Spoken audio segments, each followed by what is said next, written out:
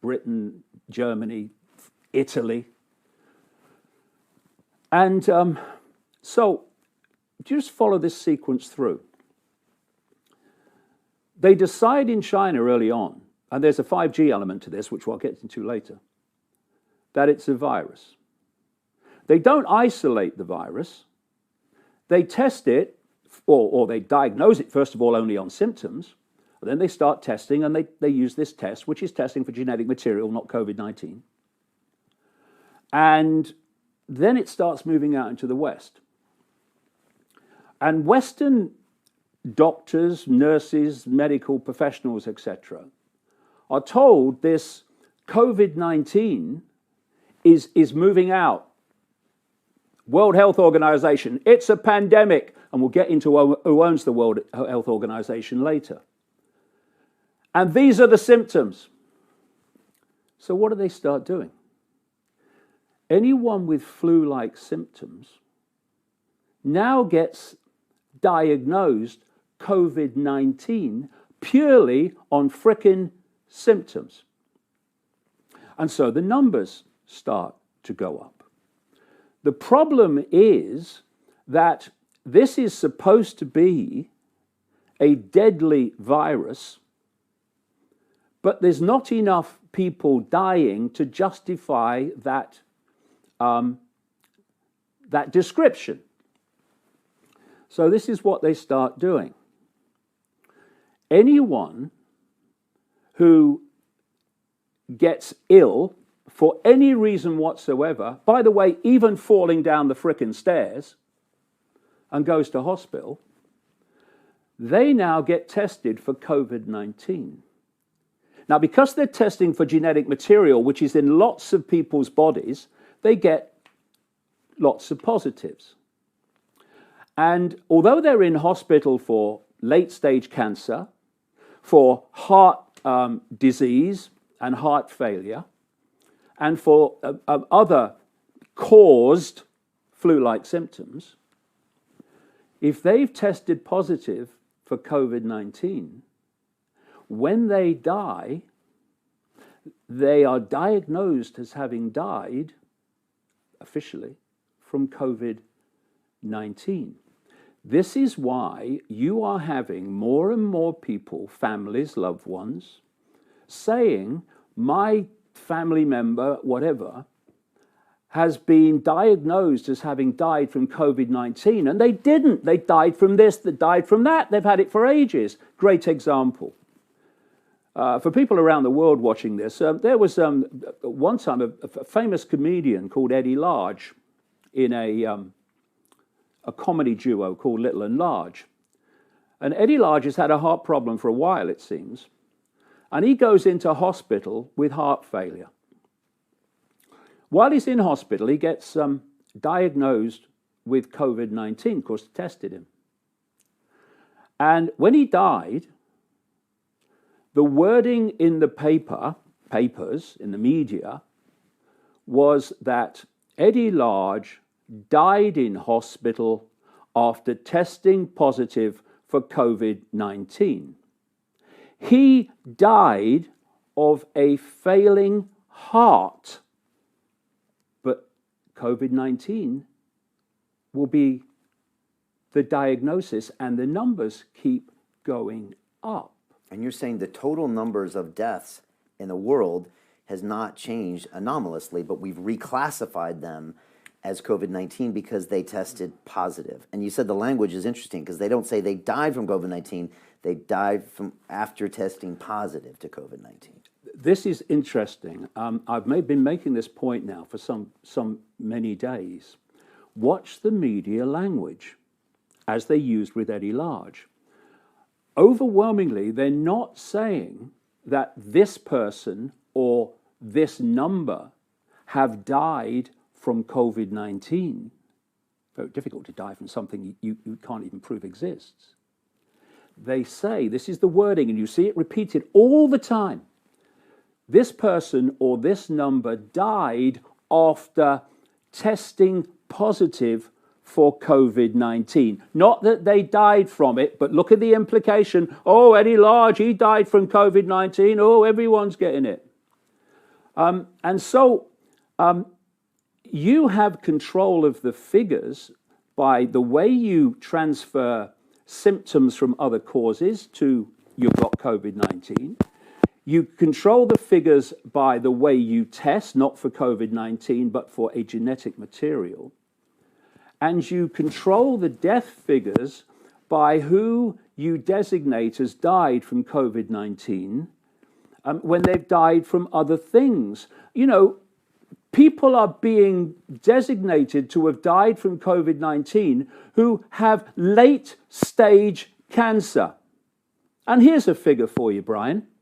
This is official figures from the Italian medical establishment, what we would call in Britain the National Health Service. 99% of people who have died from COVID-19 in Italy, 99% have had 1, 2, 3 or more other health problems for which they were in hospital or for which they were suffering. And so it's so easy to take people dying of other things and to then designate them COVID-19. This is not to say all the nurses and all the doctors are in on it.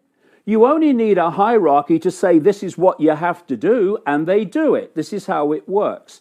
And you mentioned something very important.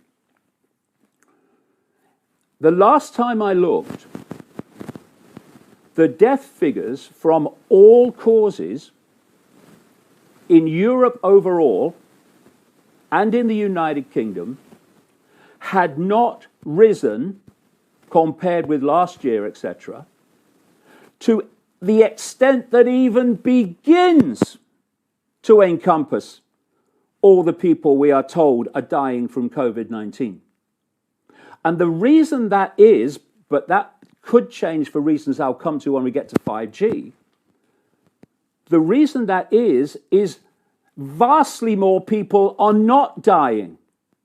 They're being redesignated to have died from COVID-19 when they've died from other things. Now, let's look at Lombardy, which is the center of the Italian outbreak, which has been such a focus of attention, and the rest of Europe and the Western world has been frightened to death, or we could be Italy next. Lombardy, which includes Milan, is notorious globally for its toxic, polluted air, just as Wuhan is and China is. And therefore, vastly more people die every year in Lombardy, not least from lung problems, than do in the rest of Italy. The last figures I saw, just a small few hundred, under 100,000 people died in a year in Lombardy. The next second place Italian region, Lazio, was 57,000. So you have an area of Italy where loads of people die, not least from lung disease, and you have tremendous potential, therefore, to make this diagnostic leap, which takes people dying of other things and makes it seem as if they've died from COVID-19. And therefore, you control the figures. And what you can do, you can test in a certain way, and you can diagnose in a certain way, and the figures go up. And then when you diagnose and test in a different way, maybe you reduce the number of cycles of amplification of this genetic material that you're using in the test, the figures go down. Have you noticed something, mate? We had in China this extraordinary reaction the lockdown, they were building new hospitals in a week to 10 days to meet the absolute devastating crisis of this virus, right? In next to no time, by comparison with where they were, those hospitals are closed. The numbers have plummeted, they say.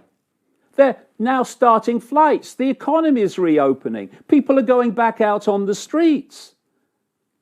What? What happened suddenly to change all that? Because it was suddenly.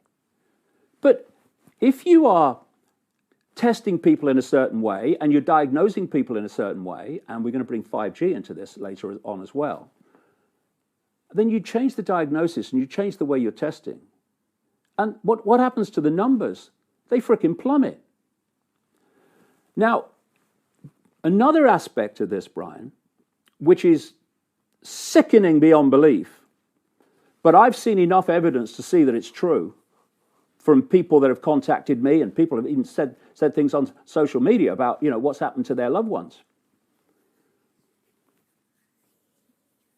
They want, and when I say they, I mean this cult, which controls the pyramid of reaction.